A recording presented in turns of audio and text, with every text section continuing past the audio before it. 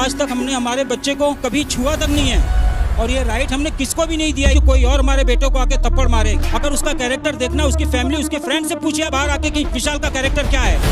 कटारिया ने कंफर्म किया, उसके बाद से सारी चीजें अरमान जी, मुझे तो आपसे कुछ बात नहीं करनी। दोस्तों, वीकेंड के वार में ना लव कटारिया और अरमान मलिक के बीच में अच्छी खासी लड़ाई देखने को मिल सकती है। और दोस्तों, हम बताते हैं आखिर हुआ ये मामला क्या है और कैसे हो सकते हैं। दोस्तों, आपको पता है, जैसे कि हमने बताया था वीकेंड के वार में ना आज के दिन विशाल पांडे के पेरेंट्स मम्मी और पापा आने वाले हैं। तो वो आके ना सीधा ना लव कटारिया से सवाल करेंगे और अरमान मलिक से पूछेंगे। अरमान मलिक तो अपना पल्ला झाड़ देगा, जैसे कि हमें सबको पता था कि अरमान मलिक अपने ऊपर कुछ नहीं लेता, वो दूसरों पे माथे ना फोड़ देता है मटका और कहता है भाई साहब इसने किया है। तो अरमान मलिक ने साफ साफ कहा कि मुझे तो कटारिया ने कहा था, उसका दोस्त ही ऐसा कहेगा तो मुझे तो और भी ज़्यादा शक हो गया था, और भी ज़्यादा बातें जो बताई थी पायल ने, और भी ज़्यादा मुझे लगा था कि वो सही है। अगर कटारिया नहीं बोलता, कटारिया स्टैंड लेता लव के लिए, तो मैं थोड़ा उसके विशाल के लिए तो थोड़ा मैं हो जाता। तो सारा का सारा वो फोड़ दिया। और इसमें ना सारा योगदान ना मेकर्स का था।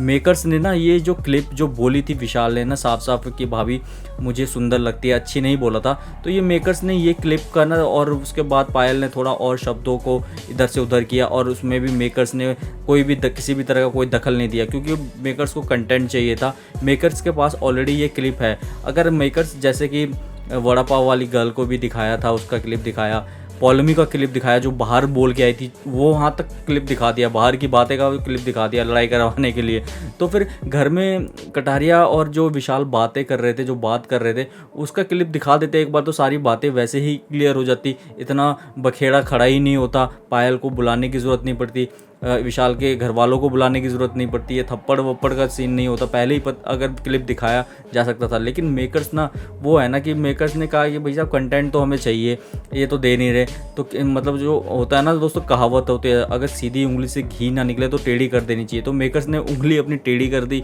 घुमा के ये वाला मुद्दा उठाया। फिर उसके बाद वो मेकर्स ही चाहते थे कि ये मुद्दा और भी गर्मा गर्म रहे, तो इसी वजह से ना वो मेन क्लिप नहीं दिखाई। अगर मेन क्लिप भी दिखा देते ना अरमान, तो अरमान को ये थोड़ा बहुत क्लियर हो जाता था कि उसने बोला था कि भाभी मुझे सुंदर लगती है, ये नहीं बोला था कि भाभी मुझे अच्छी लगती है। तो वही चीज़ है ना, अब बहुत घुमाया फिराया मेकर्स ने भी, मेकर्स का जो चाहिए था, मेकर्स का तो काम हो गया। मेकर्स ने अच्छी खासी इस पर टीआरपी भी जनरेट करी, व्यूज़ जनरेट करे। और वहीं अरमान मलिक तो सही है भाई, वो बहुत जल्दी ना अपना हाथ धोता है, अपना हाथ साफ करता है। जैसे कि वड़ा पाव गर्ल का वीकेंड के वार में देखा आपने, कैसे उसके पीछे ही पड़ गया, पहले तो अपनी टीम में रखा।